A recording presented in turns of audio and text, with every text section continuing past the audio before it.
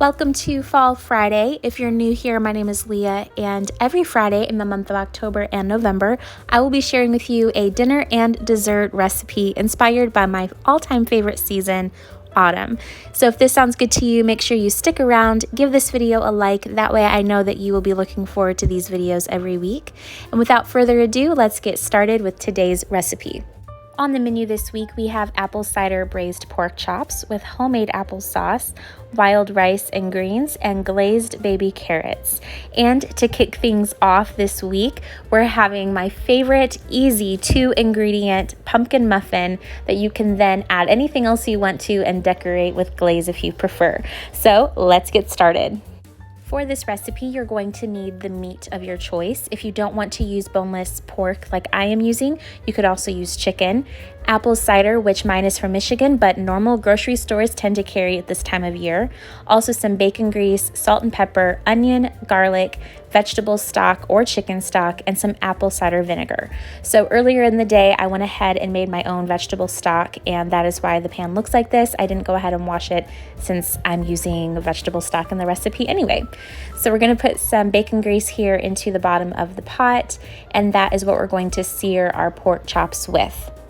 Now you can absolutely use any other kind of fat, oil, butter that you prefer, but bacon grease is going to just give it more flavor, and I already have it on hand. So that's what we're going to be using today. Now with the pork loin, you could just go ahead and sear all sides of that and not chop it into pork chops. But I want it to cook faster, and it's just easier once it comes out. I don't have to cut portions from the whole loin. So here I'm just portioning what I have into smaller pieces. We're gonna call it pork chops. If you don't wanna do this yourself, you can also, at the time of purchasing the pork, ask the butcher at the grocery store to do this for you. My local Kroger and other grocery stores have always been happy to do this for me. They just ask how thick I want it cut and send me on my way. So definitely easy to do that. So here I am just searing both sides of the pork chops in that bacon grease or your oil. Let that lock in some flavor, keep it moist, and then you're also going to want to season with some salt and pepper to taste.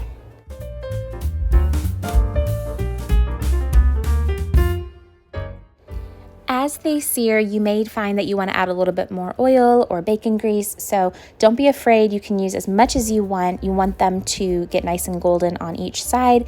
If they're still sticking a little bit, they probably need to stay on that side for a little bit longer.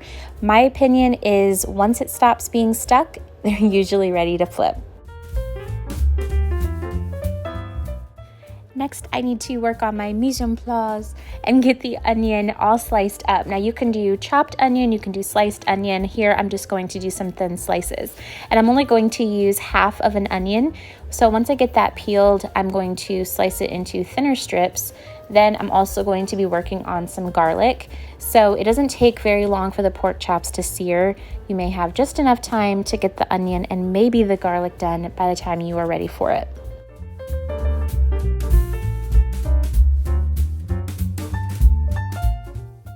You can see here I am removing the pork chops from the skillet and putting it onto my cutting board. Since it's cooked, I don't have to worry about cross-contamination. Don't worry about it. And I'm then going to put the onion into the pot. Let that go ahead and get a little bit more tender, somewhat translucent before adding the garlic. And then at the last 30 seconds, we're going to put in the garlic as well. You're going to smell that it gets nice and fragrant. That's your sign that it's ready to add the next ingredients.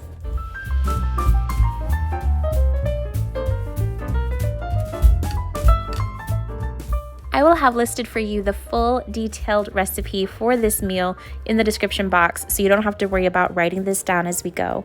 And if you're enjoying this recipe so far, I would love your support and giving it a thumbs up.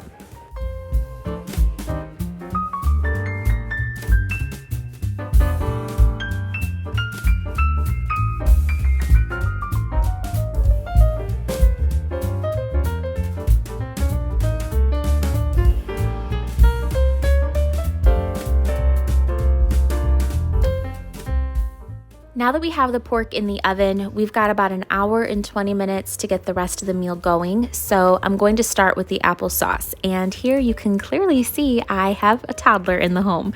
So we're gonna be fine. No one's gonna know that there were bites taken out of the apples, and it's just for my household anyway. So we're going to go ahead and chop those up, and I don't really peel them because no one has ever noticed that they're not peeled before I mash them into applesauce anyway, and that's where a lot of the nutrients are.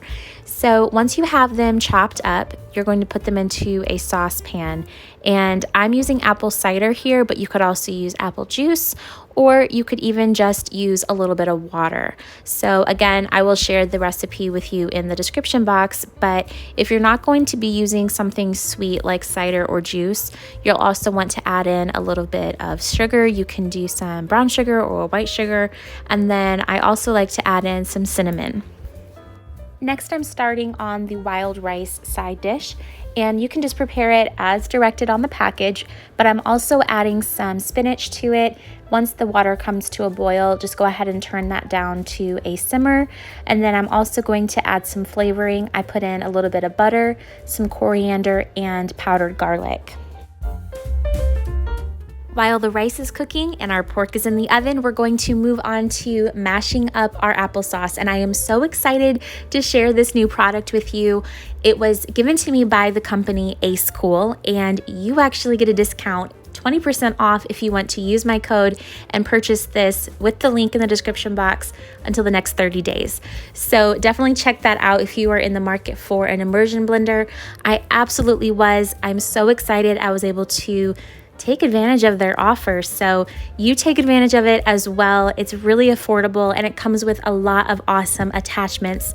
I will be sharing with you how to use those in future videos, but for today, I'm sharing with you the immersion blender attachment. It could not be easier, and it's like 800 watts of power. I only had to put it on the number 4 setting, so I can only imagine how powerful it would be on high speed and turbo. For the baby carrots, I'm just putting that into a shallow pan with some water, butter, garlic powder, salt, pepper, and once they're pretty much tender, you're going to then add some maple syrup. You could also add brown sugar instead. And then once the rice has about 10 minutes left, I'm tossing in our wilted spinach from the freezer, or you could use fresh. Cover it back up, don't mix it until it's done, and then when the 10 minutes are up, you can go ahead and fluff it all around, add some salt, pepper to taste, and you are good to go. At this point, my pork chops were done braising in the oven, so I just pulled those out, let it rest for a few minutes, and got started on our dessert so it could be baking while we were eating. Could not get easier than this. I'm telling you, 2 ingredients, a box of cake mix, and a can of pure pumpkin. Not the pumpkin pie filling, just pure pumpkin. So I like to use spiced cake mix, but I didn't have that on hand, so I'm just using my own cinnamon, and you're gonna be fine. You won't even know that you didn't have spiced cake mix. So you literally just dump in the cake mix, add in your spices if you need to, or just use a spiced cake mix, and then you're going to add in the pumpkin. You're not gonna follow the directions on the box. You're just going to add the pumpkin.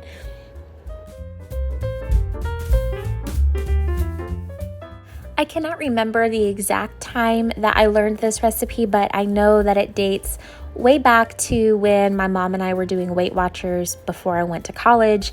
And the really cool thing is you can use pumpkin in place of the oil and the egg. So it's going to be a denser cake, but you are definitely going to be saving on some calories. And speaking of calories, you can add in pretty much anything that you want to for these muffins, whatever your preference is. I'm going to be adding in some pecans and chopping them up with the AceKool chopper attachment, just keeping it on a nice low setting, pulse it a few times, and then I can add that into the batter. But you can add in other things like chocolate chips, or even do a pumpkin spice latte muffin by adding in the espresso chocolate chips. You can get those at the normal baking aisle in the grocery store, and I've put them in cookies before, and they're really good. if you like dark chocolate. So here I'm just mixing in the pecans real quick with my spatula, and then I'm going to grease my muffin pan. If you want to, of course, you can use liners, silicone liners, paper liners, but they do not stick at all for me. Just using some olive oil, rub it around with a little paper towel, and then drop in to the muffin pan all of the muffins that you want. This makes exactly 12 for me. If you prefer your muffins to have a smoother top, you can use a back of a spoon wet and just kind of tap it down. But I love this look here where it's just kind of peaked different places. It's more of a rustic look. It's how I always do them, but I wanted to show you what your options were if you prefer that smoother top. So once they come out of the oven, just put them onto a tray or a cooling rack, and then you can either whip up your own icing or cheat and use the grocery store. And while they are hot is the key, in my opinion, to put on the icing and let it just melt, and you're going to have the most amazing glaze on that. And speaking of glaze, those carrots were probably our favorite part of the dinner, but the pork chops were pretty fantastic too. Thank you for hanging out with me today for Fall Friday. I hope that this recipe really inspired you, gave you something to add to your own meal plan. So if you try it, make sure you let me know. And until the next video, I'll see you in the comments.